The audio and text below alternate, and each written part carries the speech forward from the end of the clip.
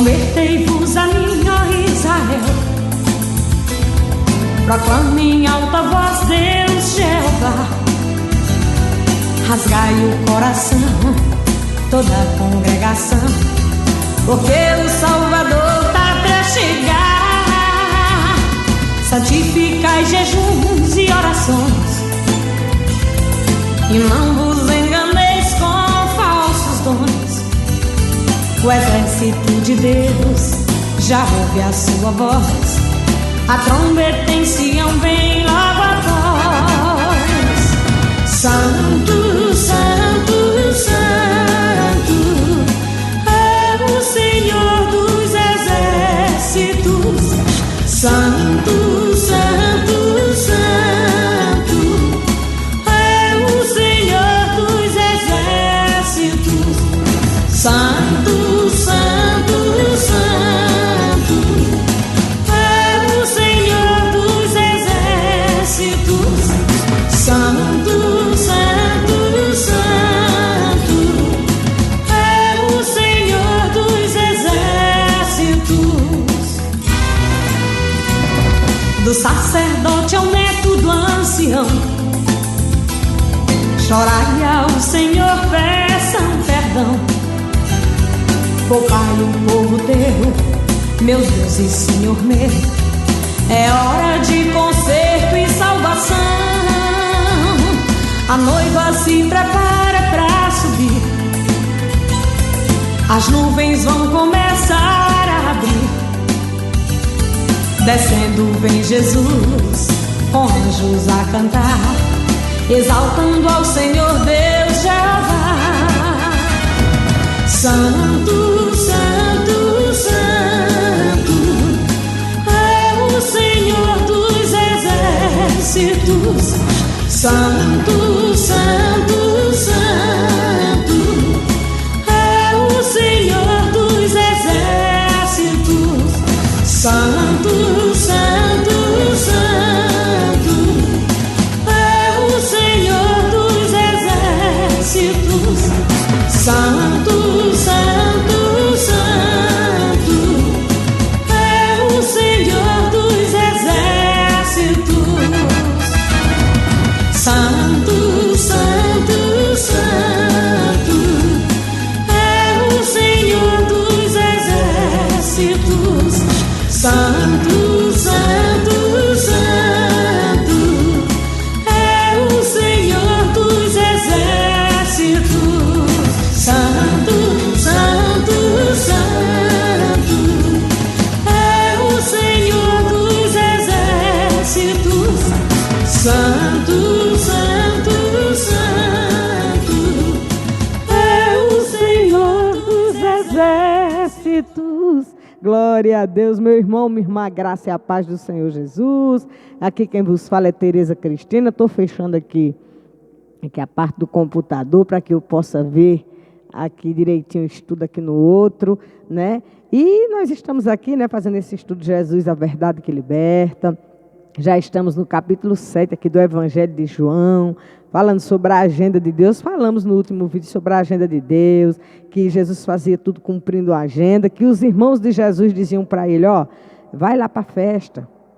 A gente terminou com isso aí. Vai para a festa, que aí se você quer ficar conhecido, você vai lá ficar muito conhecido lá nessa festa. E Jesus disse, não, não vou não. Só que quando eles saíram para a festa, Jesus foi disfarçado, né? E hoje nós vamos falar sobre o conflito entre o ensino de Jesus e o ensino dos homens. Ou seja, trata-se do conflito entre o que Jesus ensinava com o ensino dos escribas e fariseus, né? E que ensino era esse? Que origem tinha esse ensino? Aqui versículos 15 e 16 de João 7. Versículos 15 e 16 diz o seguinte.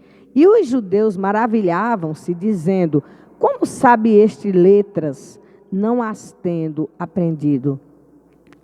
Como é que esse homem sabe dessas coisas? Se ele não sabe, se ele nunca estudou, se a gente não sabe que ele fez nenhuma faculdade, como Paulo foi criado aos pés de Gamaliel, esse homem é filho de um carpinteiro aí, como é que esse homem sabe de tanta coisa? Né? Sabe por que ele sabia? Porque o ensino de Jesus vinha do céu. Não era ensino dos homens, né? E é por isso que eles rejeitavam o ensino de Jesus, rejeitavam esse ensino, rejeitando o próprio Deus. Que coisa séria, né? Se eles rejeitavam o ensino de Jesus e o ensino vinha do céu, eles estavam rejeitando o próprio Deus. Os judeus conheciam muito bem a origem terrena de Jesus, sabia que ele era filho de Maria, de José, um carpinteiro, né? E geralmente filho de carpinteiro não era um menino que fazia faculdade, né? Naquele tempo era raro o ensino, né, minha gente? Então eles sabiam, esse cara nunca estudou, e como é que ele está querendo ensinar a gente aqui? Mas eles não conheciam a origem espiritual de Jesus. Aqui, versículos 28 e 29 diz assim: clamava, pois, Jesus no templo, ensinando e dizendo: vós conheceis-me e sabeis de onde sou. Eu não vim de mim mesmo, mas aquele que me enviou é verdadeiro, o qual vós não conheceis.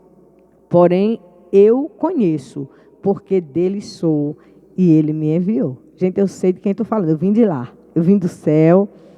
Vocês só conhecem a minha origem aqui da terra, mas eu vim do céu e conheço muito bem o meu Pai, aquele que me enviou. Então, qual era a avaliação desse ensino? Versículo 17, ele diz: se alguém quiser fazer a vontade dele, pela mesma doutrina, conhecerá se ela é de Deus ou se eu falo de mim mesmo.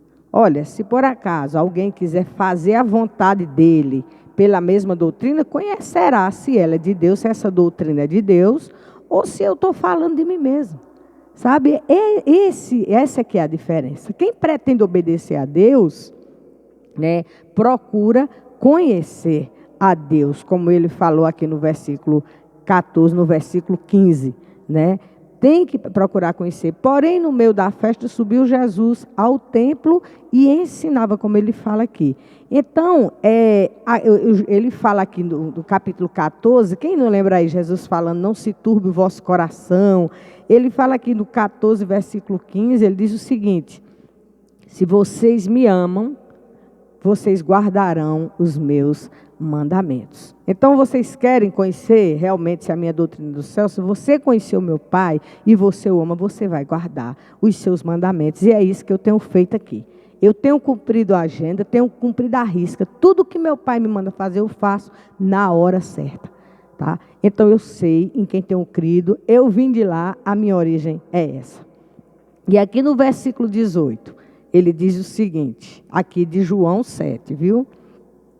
Quem fala de si mesmo, busca a sua própria glória, mas o que busca a glória daquele que... mas o que busca a glória daquele que o enviou, esse é verdadeiro, e não há nele injustiça. Os falsos mestres buscavam a autopromoção. Eles queriam mostrar quem era. Olha, eu me superei. Esse aí é bom. Esse professor aí é um professor e tanto. Né? Não é a honra, não é minha, não é do Senhor. Mentira, né? A pessoa está querendo a própria glória. Né? Então, os professores, os mestres ali, né, estavam querendo a própria glória, queriam se promover. Mas Jesus promovia a glória de Deus. Lá em Filipenses 2:11, lembra quando fala que Jesus entregou-se a si mesmo, esvaziou-se, e diz que um dia todo joelho se dobrará e toda língua confessará que Jesus Cristo é o Senhor. Aí ele diz, para a glória de Deus Pai, não é para a minha glória. É isso que Jesus está dizendo. Então, eu estou promovendo a glória de Deus Pai. E qual era o impacto desse ensino? Né? A diferença do ensino de Jesus para o ensino dos fariseus e dos escribas, né? Qual era o impacto? O ensino de Jesus produzia 3 impactos, 3 grandes impactos. Primeiro, desmascarou a hipocrisia dos falsos mestres, né? Versículo 19 de João 7. Não vos deu Moisés a lei? E nenhum de vós observa a lei? Por que procurais matar-me? Ou seja, vocês não são santarrões aí? Vocês não querem cumprir a lei de Moisés, não é isso que vocês estão querendo? Pois é, mas vocês não cumprem essa lei. Vocês estão querendo me matar. E Moisés falou, não matarás. E por que é que vocês estão querendo me matar? Então ele está desmascarando a hipocrisia desse povo. Esse povo que fala uma coisa e faz outra, né? Depois, produziu ódio no mundo. Versículos 19 e 20, que eu acho que eu já li. Aí ele diz aqui no 20. A multidão respondeu e disse: tens demônio. Quem é que procura matar-te? Tu tens a demônio. Entenderam? Então a multidão ficou com raiva dele pelo que ele falava. Poxa, que povo, né? Não dá para entender uma coisa dessa. Jesus está vindo ali para salvar a humanidade e o povo agora fica com raiva dele. Por quê? Porque a verdade dói. Jesus chegava e falava mesmo, não tinha essa coisa, ele não estava atrás de conquistar amigos, adeptos, seguidores. Não.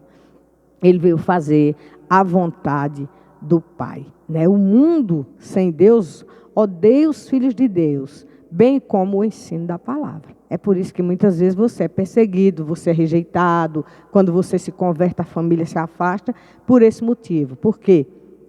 Porque a luz não combina com as trevas. E muitas vezes as pessoas não entendem aquele que você está seguindo, né? Aquilo que você está ensinando. As pessoas não entendem.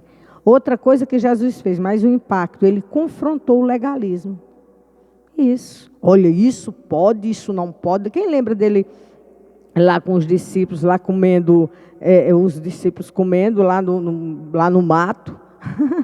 E aí o cara chegou e disse assim: vem cá, mas seus discípulos lavaram as mãos? Não lavaram, pelo que eu vi.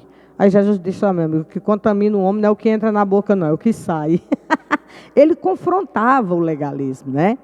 A obediência à lei de Deus se evidencia em atos de misericórdia. Ele fala isso aqui, olha, em Mateus 23, 23, ele diz assim: ai de vós, escribas e fariseus hipócritas, pois que dizimais a hortelã, o endro e o cominho, e desprezais o mais importante da lei, o juízo, a misericórdia e a fé.